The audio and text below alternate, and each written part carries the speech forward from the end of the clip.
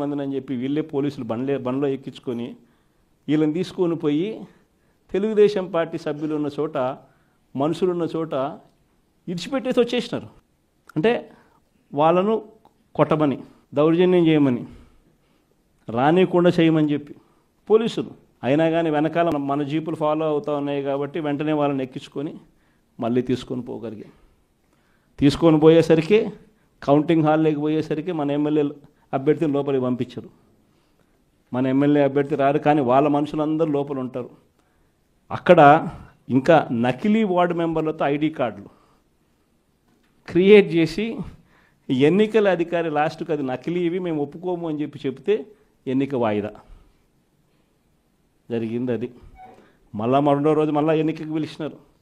రెండో రోజు మళ్ళీ ఎన్నికకి వెళ్ళిపోతే రెండో రోజు ఏమంటాడు, ఎన్నికల అధికారి గుండెపోటు అంట. మళ్ళీ వాయిదా.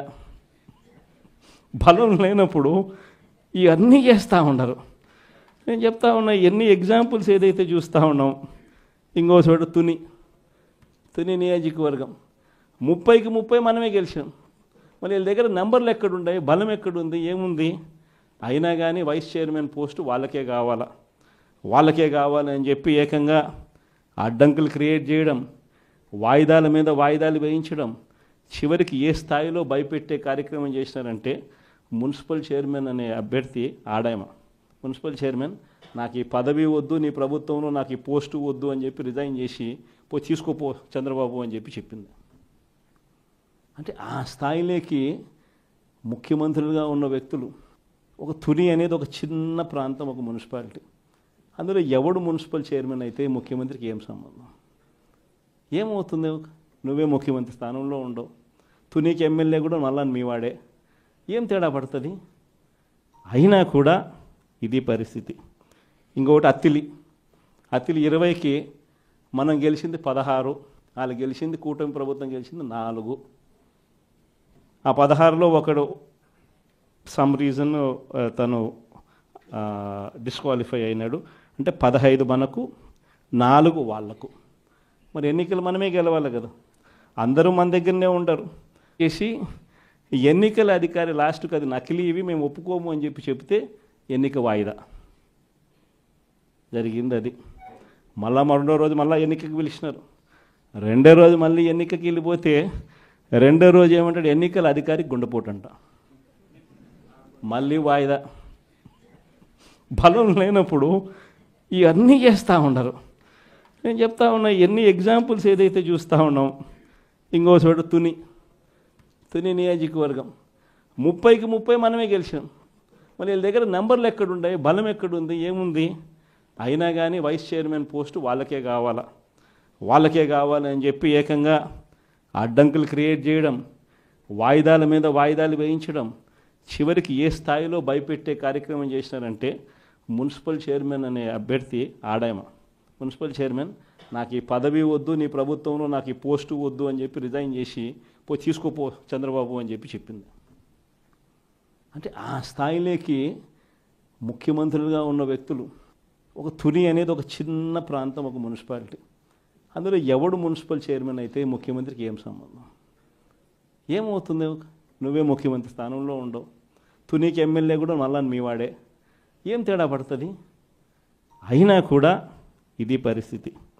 ఇంకొకటి అత్తిలి 20కి మనం గెలిచింది 16, వాళ్ళు గెలిచింది, కూటమి ప్రభుత్వం గెలిచింది 4.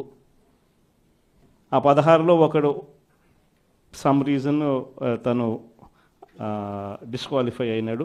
అంటే 15 మనకు, 4 వాళ్లకు. మరి ఎన్నికలు మనమే గెలవాలి కదా, అందరూ మన దగ్గరనే ఉండరు. వాళ్ళ దగ్గర కేవలం ఉండేది ఈ నలుగురికి తోడు ఇంకొకడు ఎక్స్ట్రా పోయినాడు, 5 మంది. మిగిలిన వాళ్ళంతా మన దగ్గరే ఉండరు. ఇక్కడ ఎన్నిక జరపరు, ఎన్నిక వాయిదా మీద వాయిదా, పోస్ట్పోన్మెంట్. ఎందుకంటే నెంబర్లు లేవు. ఇది జరుగుతూ ఉంది రాష్ట్రంలో. ఇలాంటి పరిస్థితుల మధ్య, ఇంతటి దారుణమైన రాజకీయ వ్యవస్థల మధ్య మీ ప్రాంతాలలో జరుగుతూ ఉన్నా కూడా, ఇది పెద్దవి మాత్రమే చెప్పా. బహుశా మీ ప్రతి చోట కూడా ఇలాంటి ఘటనలు చాలా జరిగే ఉంటాయి. అయినా కూడా మీరంతా కూడా గట్టిగా నిలబడిన పరిస్థితులే మనం అంతా కూడా చూస్తూ ఉన్నాం.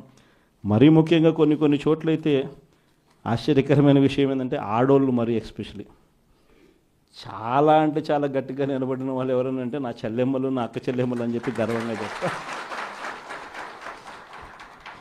ఈ ఎన్నికల్లో మీరంతా కూడా మీరు చూపించిన మీ స్ఫూర్తిని నిజంగా ఎంత గొప్పగా మీరు చూపించారు అని అంటే చంద్రబాబు నాయుడు అనే వ్యక్తి ఇలాంటి తప్పుడు పనులు చేయడం తప్పు అని చెప్పి మీ ద్వారా చంద్రబాబు నాయుడు గారికి గట్టి మెసేజ్ పోయింది అన్న సంగతి చెప్పడానికి చాలా సంతోషపడతాను. రాబోయే రోజుల్లో మీరు చూపించిన ఈ స్ఫూర్తి మాత్రం చిరస్థాయిగా నిలబడిపోతుంది. ప్రతి కష్ట సమయంలో ఉన్న ప్రతి కార్యకర్తకు నేను ఒకటే మాట చెప్తా ఉన్నా, మీరు చూపించిన ఈ స్ఫూర్తిని, మీరు ఈ కష్టకాలంలో పార్టీ పట్ల మీరు చూపించిన ఈ నిబద్ధతకు మీ జగన్ ఎప్పుడూ మీకు రుణపడి ఉంటాడని ఈ సందర్భంగా ఖచ్చితంగా చెప్తాను. ఖచ్చితంగా రాబోయే రోజులు మనవి. ఖచ్చితంగా చూస్తూ ఓ సంవత్సరం అయిపోయింది, కళ్ళు మూసుకుంటే ఇంక మళ్ళీ 3 ఏళ్ళు అయిపోతాయి. ఈ 3 ఏళ్ళు అయిపోయిన తర్వాత వచ్చేది మాత్రం ఈసారి ఖచ్చితంగా వైఎస్ఆర్సీపీ అఖండమైన మెజార్టీతో నిలబడుతుంది. ఈసారి వచ్చినప్పుడు మాత్రం మీ జగన్ కార్యకర్తల కోసం ఖచ్చితంగా ఉంటాడని మాత్రం ఖచ్చితంగా చెప్తాను. ఎందుకనంటే జగన్ 1 పాలనలో బహుశా కార్యకర్తలకి నేను చేయాల్సినంత బహుశా చేయలేకపోయి ఉండొచ్చేమో. ఎందుకంటే రావడమే కోవిడ్ వచ్చింది, మనం ఎన్నికలు అయిపోయేసరికి జూన్ అయ్యింది, మార్చి కల్లా కోవిడ్ వచ్చింది. దాని తర్వాత కోవిడ్ సమయంలో మీ అందరికీ తెలుసు 2 సంవత్సరాలు కోవిడ్. ఆ 2 సంవత్సరాలు ప్రజల గురించి ప్రజల ఆరోగ్యం గురించి వాళ్ళకు ఎటువంటి ఇబ్బందులు రాకుండా చూసుకునే దాని గురించే మొత్తం ఎనర్జీస్ అంతా కూడా పెట్టాల్సి వచ్చింది. కాబట్టి బహుశా చేయాల్సినంత అంత ఇదిగా కార్యకర్తలకు అంత తోడుగా ఉండకపోయి ఉండొచ్చు. కానీ జగన్ 2లో మాత్రం అలా జరగదు. ఖచ్చితంగా అందరికీ మాటిస్తూ ఉన్నాను, కార్యకర్తల కోసం జగన్ ఎంత గట్టిగా నిలబడతాడో వచ్చే ఎన్నికల తర్వాత ఖచ్చితంగా అది కూడా చేసి చూపిస్తానని కూడా ఈ సందర్భంగా చెప్తా ఉన్నా.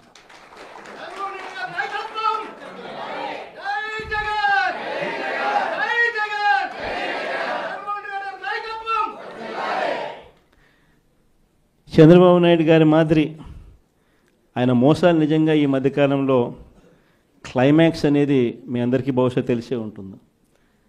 మొన్న ఈ మధ్యకాలంలోనే క్లైమాక్స్కి చేరినాయి. మామూలుగా చంద్రబాబు నాయుడు అనే వ్యక్తి అబద్ధాలు చెప్తాడు, మోసం చేస్తాడు అన్నది మనందరికీ కూడా బాగా తెలిసిన విషయాలే. అయినా కూడా ఎందుకో మొన్న సందర్భంలో చంద్రబాబు నాయుడు గారిని పొరపాటున నమ్మి ఆశకులోనే పొరపాటున కొన్ని తప్పుడు అడుగులు పడ్డాయి. తప్పుడు అడుగులు పడి తెలుసుకున్న